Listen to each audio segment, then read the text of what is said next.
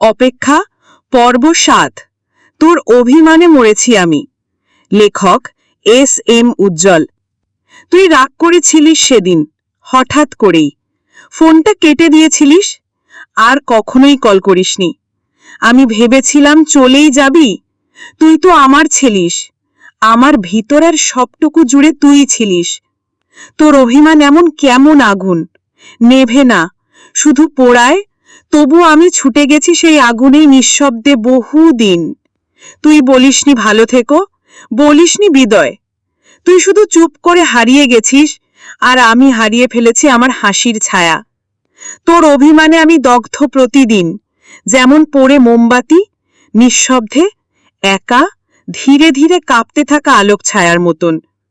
কি বলবে তোকে, আমি মরিনি শরীরে, আমি প্রতিদিন মরেছি তোর অভিমানে, একটু একটু করে। আমার আঙুলে এখনো তোর ছোঁয়া, আমার কানে বাজে তোর কণ্ঠ। তুই ছাড়া কিছুই ভালো লাগে না। তুই কি জানিস, সেই কথাগুলো এখন অভিশাপ মনে হয়, কারণ এখন তুই আছিস না। শুধু তোর অভিমান আর স্মৃতি জড়িয়ে আছে আমার চারপাশে। এই গল্প বা কবিতা যদি আপনাদের ভালো লেগে থাকে, তাহলে অবশ্যই কমেন্ট শেয়ার করবে, ফলো করতে ভুলবেন না। ধন্যবাদ।